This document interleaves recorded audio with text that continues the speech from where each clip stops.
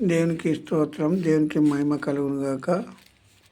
యోహాను సువార్త 10వ అధ్యాయము 10వ వచనం నుండి చదువుదాం. 10వ అధ్యాయం 10వ వచనం. యోహాను సువార్త. దొంగతనమును, హత్యను, నాశనమును చేయుటకు వచ్చును, కానీ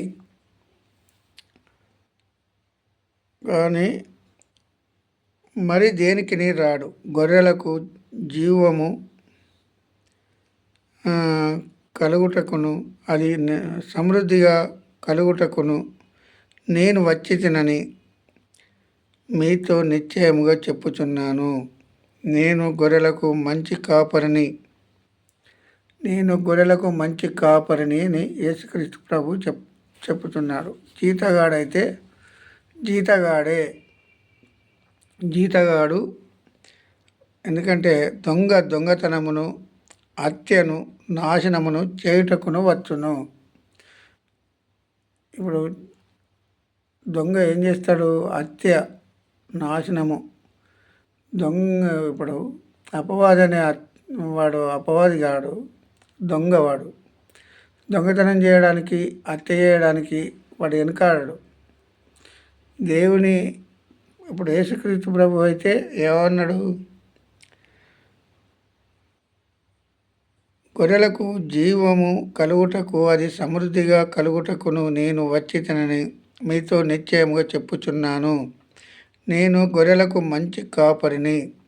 మంచి కాపరి గొర్రెల కొరకు తన ప్రాణము పెట్టును. మంచి కాపరి ఏం చేస్తాడంటే గొర్రెలకు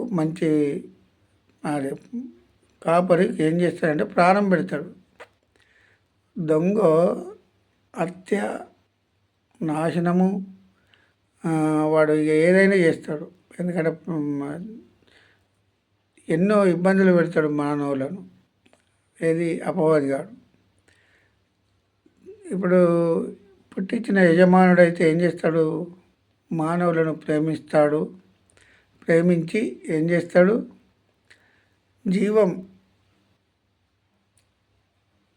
నేను గొర్రెలకు మంచి కాపరిని అని చెప్పిండు ఇక్కడ. నేను గొర్రెలకు మంచి కాపరిని, గొర్రెల కొరకు తన ప్రాణము పెట్టును. జీతగాడు గొర్రెల కాపరి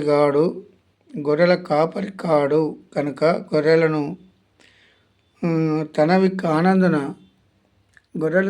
కానందున తోడేలు వచ్చుట చూసి గొర్రెలను విడిచిపెట్టి పారిపోవును. తోడేలు ఆ గొర్రెలను పట్టి చెదరగొట్టును. జీతగాడే కనుక గొర్రెలను గూర్చి లక్ష్యము చేయక పారిపోవును. జీతగాడు ఏం చేస్తాడు? గొర్రెలను విడిచిపెట్టి పారిపోతాడు. దొంగతనం చేయుటకే వస్తాడు. హత్య చేయుటకు, నాశనము చేయుటకు వస్తాడు. ఇది అపవాది అనే దొంగ. నేను గొర్రెలకు మంచి కాపరిని, గొర్రెల కొరకు నా ప్రాణం పెట్టుటకు వచ్చి తిని అన్నాడు. ఇది గొర్రెల కొరకు తన ప్రాణం పెట్టును. మంచి కాపరి ఏం చేస్తాడు? గొర్రెల కొరకు మంచి కాపరి ప్రాణం పెడతాడు. దొంగ అయితే దోసుకునేవాడు, దొంగతనం చేసేవాడు, వాడు హత్య చేస్తాడు, నాశనం చేస్తాడు ఎవరినైనా కానీ. ఈ లోకంలో ఉన్న వారికి అర్థం కావాలి ఈ మాటలు. పరలోకానికి తీసుకుపోయే మంచి కాపరి కావాలా, లేకపోతే నాశనానికి తీసుకుపోయే దొంగ కావాలా? దొంగ అంటే అపవాదిగాడు. ఆ దొంగతనం చేయుటకే వచ్చిండు. జీతగాడు తోడేలు వచ్చుట చూసి వాడి పారిపోవును. గొర్రెలను వదిలిపెట్టి తనవి కానందున. ఎవరి కావు ఈ మనుషులు? ఎవరి కావు? అపవాది గారికి పుట్టించే జ్ఞానం లేదు మానవులను. అపవాదికి పుట్టించే జ్ఞానం లేదు, కాపాడే జ్ఞానం లేదు దానికి, అపవాది గారికి. ఎందుకంటే వాడు పుట్టియలేదు కనుక వాడు హత్య చేయడానికి, నాశనం చేయడానికి వాడు పూనుకున్నాడు. పూనుకొని ఏం చేసిండు, వాడు ప్రాణం హత్య చేస్తాడు, నాశనం నాశనం చేస్తాడు, గొర్రెలను చెదరగొడతాడు. జీతగాడు కాపరి కనుక గొర్రెలు తనవి కానందున తోడేలు వచ్చుట చూసి గొర్రెలను విడిచిపెట్టి పారిపోవును. అపవాదిగాడు పారిపోతాడు. ఇప్పుడు యజమానుడైతేనో గొర్రెలకు ప్రాణం పెట్టేంతగా ప్రేమిస్తాడు. ఒకవేళ ఏ గొర్రెైనా నడవకపోతే ఏం చేస్తాడు, భుజాల మీద వేసుకొని నడుస్తాడు. ఇంటికి అయితే ఎటుబడి చేరుస్తాడు మందను, ఇది తన ఇంటికి చేర్చుతాడు. ఇప్పుడు పరదేశీకి చేరుస్తాడు. దొంగ అయితే ఏం చేస్తాడు, పరలోకం నుండి తప్పిస్తాడు. వాడు నేను ఎక్కడైతే ఉంటానో నా స్థానం ఏదైతే ఉందో అపవాదిగాడు వాని స్థానంలోనికి తీసుకుపోతాడు. మానవులందరినీ ఎక్కడ తీసుకుపోతాడు, వాని స్థానంలో నిలబెడతాడు. వాడు నాశనపుత్రుడు కనుక నాశనానికి తీసుకుపోతాడు. నాశనపుత్రుడు వాడు, నాశనానికి నడిపించే అపవాదిగాడు. దొంగ దోసుకోవడానికే వస్తాడు. దొంగ ఏం చేయడానికి వచ్చిండు, దొంగ దోసుకోవడానికే వచ్చిండు. వాడు మంచి చెడులు చూడడు.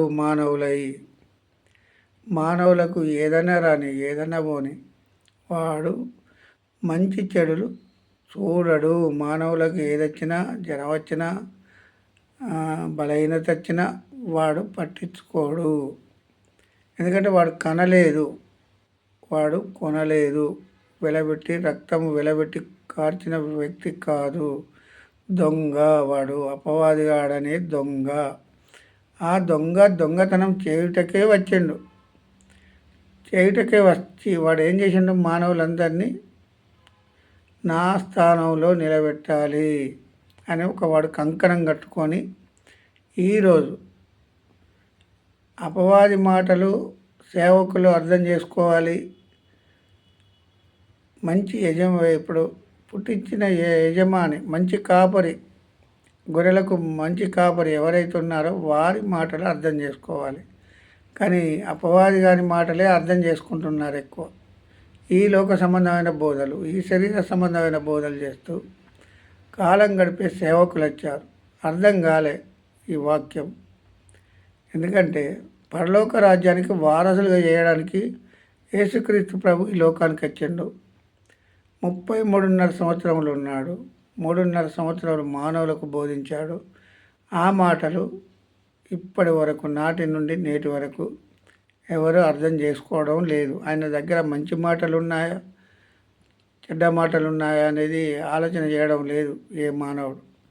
ఆయన దేవుడు కాదు, ఆయన దేవుని కుమారుడు, ఆయన దేవుడే కాదు అని అంటాను.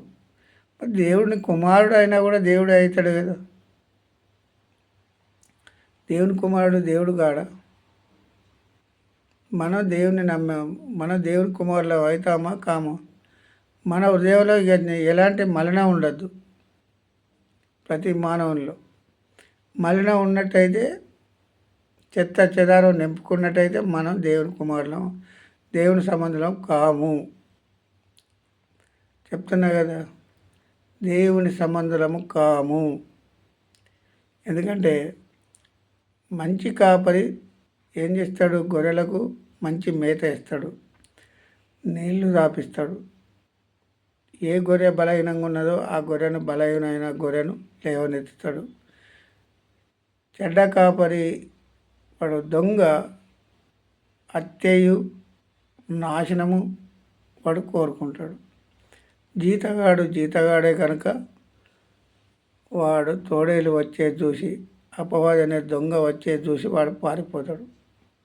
ఎందుకంటే దేవుడు చేసేది ఇప్పటి వరకు మానవులమైన మనమే ఆత్మీయతలో అర్థం చేసుకోవాలి. పరలోక రాజ్యానికి వారసులుగా చేయడానికి ప్రతి సంఘ కాపరి ఇప్పుడు మరి పరలోక రాజ్యానికి వారసులుగా చేసిందని ఎంతమంది చెప్పగలరు? ఎంతమంది చెప్పగలరు పరలోక రాజ్యానికి నేను వారసులుగా చేస్తున్నాను విశ్వాసులను? పరలోక రాజ్యానికి ఆయన ప్రాణం పెట్టిండు. యేసుక్రీస్తు ప్రభు వచ్చి ఈ లోకానికి వచ్చి ప్రాణం పెట్టేంతగా మానవులను ప్రేమిస్తే ఇప్పుడున్న కాపర్లు దోసుకునే కాడికే వచ్చిండు వాళ్ళ దగ్గర. ఇప్పుడు ఈ దొంగ ఇప్పుడు జీతగాడు ఏం చేసిండు? జీతగాడే తోడేలు వచ్చేది చూసి పారిపోయాను అంటాడు. మరి ఇంత మంచి మాటలు సేవకులకు అర్థం చేసుకోవాలి కదా.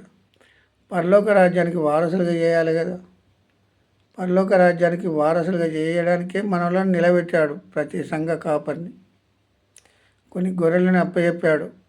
ఆ గొర్రెలను ఏం చేయాలి? పరలోక రాజ్యానికి వారసులుగా చేయడానికి మనల నియమించాడు దేవుడు.